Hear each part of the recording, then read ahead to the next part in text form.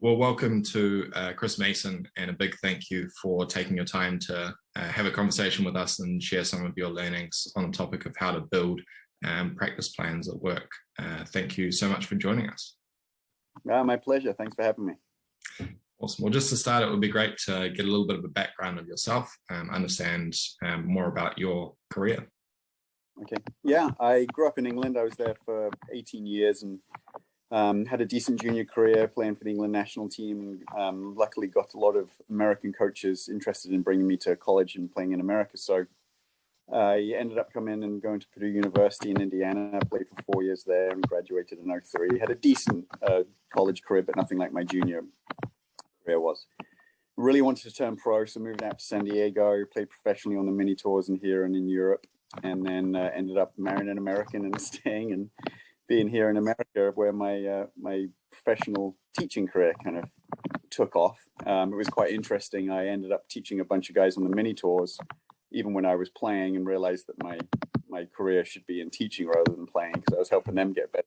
So really just like everybody, very similar, sort of hurt my back playing, got into coaching, and was very fortunate to start working with some really great players in San Diego. San Diego is just an incredible sort of mecca for golf. Not only are all the major companies here, but for junior golf, it's incredible too. So I was very fortunate to be in a great spot for what I wanted to do, which was work with the best players in the world.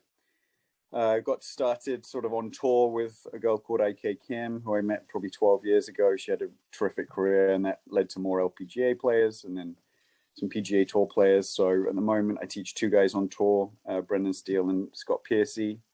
Worked with a bunch of guys on tour, and then I've currently got 13 on the LPGA, which is quite a lot, but really good girls, and they're easy to manage. So things have been really good there. I teach currently the US Amateur Champion from 2016, the US Amateur Runner-Up from 2018, the #1 college player from 2018, and the #1 amateur in the world, Ricky Castillo. So I've got a nice lineup of players. Basically, the only players I work with are tournament players. They've got to be over 13 and must shot under par. So I've kind of really niched myself, which is I'm in a great spot, obviously, in San Diego to do that. We have a 12-month season, so it's really adapted my coaching because the players that I'm working with are constantly playing tournaments. So I'm not a big old overhaul guy. I'm more into the performance aspect and the mental aspect, and I'm kind of picking the low-hanging fruit, to say, so to speak, rather than like making major swing changes.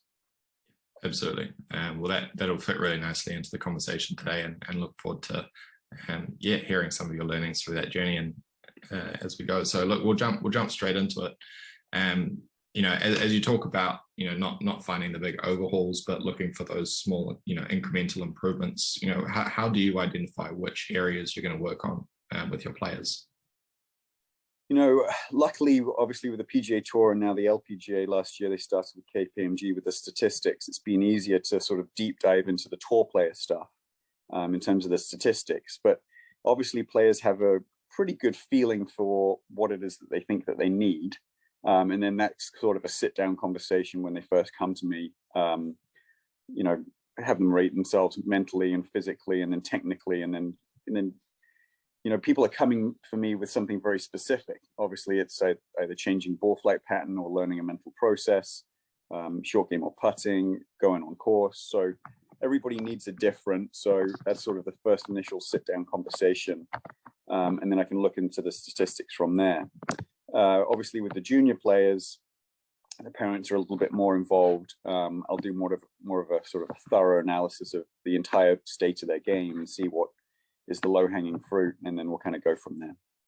So you're kind of doing assessment over those first few sessions to get the holistic understanding of their game, and then target where you think you'll be able to have the most impact in the shortest amount of time. That's exactly right. Yeah, and obviously, too, people there's a blend as a coach between giving people what they want and giving them what you think they need. And sometimes that's the brilliance of the coaching is allowing the player to feel like they're getting what they want, even though you're sort of sifting through what it is that they need. Yeah, absolutely. And so with that, I mean, you talk about having players as young as 13 that are just starting to break par right through to players at the top of their game on the PGA and LPGA tours. How does your kind of approach change or not change with the performance level of a player? I don't think it changes at all, to be honest. I would say, for the most part, like, we're fixed. If it's swing stuff, we're basically fixing for three things: they slice it too much, they hook it too much, or the contact isn't very good. So whether you're #1 player in the world or whether you're a 12-year-old player, like, I'm basically fixing for those things, and I'm trying to do it in the least invasive way possible.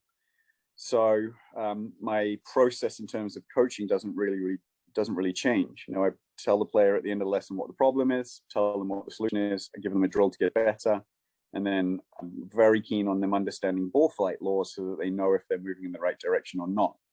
Now, I believe I'm a good coach if I can get them to do it in front of me, and I'm a great coach if I can get them to do it away from me. Now, it's educating the student, no matter what the level, in terms of what to look for when they're practicing, how to be engaged and have a clear intention on every shot, and make sure they're moving forward with every ball. Absolutely. No, that makes a lot of sense. I like that comment. You know, it's one thing to do it when you're there. It's another to be able to have the skills to diagnose and fix it when you're not. Yeah, for sure. So I'm interested in how involved you get in goal setting for players, and if you do, what your approach is to that goal setting process. I'm fortunate because a lot of my players, when they come to me, are already working with someone on the mental game. Now, my background is more in the mental than it is sort of biomechanics. My BA in Purdue was sports psychology or psychology, and then I'm doing my master's in sports psychology. So I feel like that's something that gives me an edge as a coach, and within that becomes the goal setting series. Now, again, because it's a 12-month season, the goal setting stuff is quite fluid, right? There's a lot of short-term goals, whether that's for the day or the week or the month. And then there's the long-term goals that I'll set, especially with my tour players at the start of the year. And I basically ask them, you know, if you fast forwarded until the end of the season, what would a successful season look like? What would it look like in terms of results? And what would it look like in terms of improvement?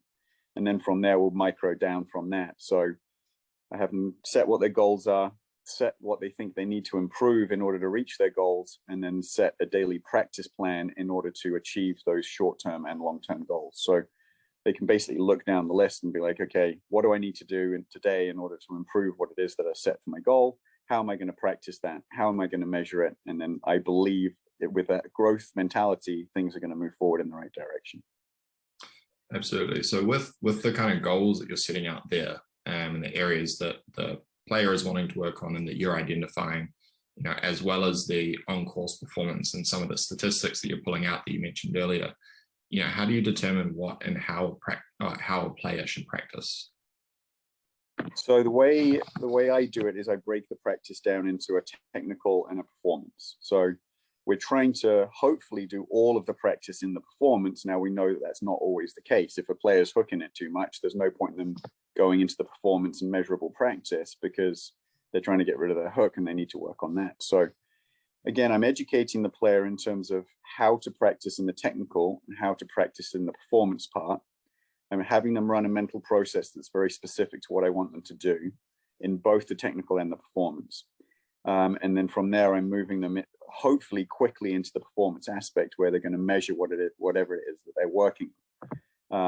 Basically, we're breaking stuff down into the obvious things, which would be driving, fairway woods and hybrids, long irons, mid irons, short irons, distance wedges, short game and putting.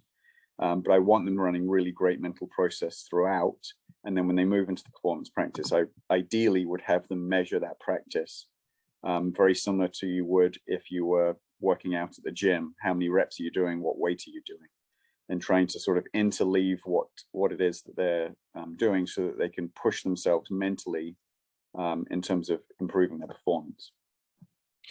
Absolutely. And I might just pick up on that thread a little bit and ask, you know, how you see the importance and how you communicate that in terms of tracking progress against goals or incremental development of a player's performance over time. Yeah, so for the past 6 or 7 years, I've been using my own measured practice, where I would go in and then I've got very specific practice plans for the players. So depending on what they have hired me to do, depending on what I feel like they need to improve on, I would sort of take a piece out of my practice plans and then move it into their practice and say, this is how I want you to practice in the measured practice, and this is how I want you to measure that particular aspect. And for a long time, it was probably the weakest part of my coaching, just because it was so difficult for me with so many players to keep the players accountable to that practice and measure it. It's very difficult for them to put their stats in, and then for me to look through that and then to assign a practice, because I'm just so busy traveling. So I was looking to hire a data analyst, and then just within the last year or so, I've been using Circles. And they've just been absolutely tremendous in terms of taking that kind of piece off my plate. So my players will enter the statistics into Circles. And then from there, it'll highlight the strokes gained from every level. And the thing that I've loved and why I've moved everybody over to Circles is because then it assigns a practice plan to them and shows them how to measure that practice plan. So all the accountability is on my students without me spending hours and hours assigning different practices and having them do it through me. So I guess with highly goal focused players that have that that drive to improve and the motivation to apply activity for progress of their own game, then that accountability is rightly sitting with them. Yeah, and at the end of the day, a player is only going to be as good as the amount of effort and intention and work that they put in. Now, it could be the greatest coach in the world. If the player's not doing the work, then that's on them. Now, some players can get by through talent, but for me, I'm trying to give my players every single advantage, whether it's mentally or performance-based, stats-based, working out. I want them to feel like they're doing everything better than anybody else to give them those advantages. Now, I feel like Circles is an advantage because not only is it giving you the stats that you want based off strokes gained, but then it's giving you the practice plan and how to measure that. So that's the only way, in my opinion, in order to stay really mentally engaged into what it is that you want to happen, but also in the practice, trying to keep that intensity so high that when you go and play, it's equal or easier. Absolutely. Well, very kind words, and thank you for saying that. We're obviously very excited to be working with you and the players that you're able to work with. So yeah, look, we'll kind of wrap it up there, but just wanted to again thank you for taking the time out. I know that you're incredibly busy and out supporting a number of players that are out for some of their tournaments coming up. So really appreciate it. Thanks so much, Chris Mayson. My pleasure. Anytime. Cheers.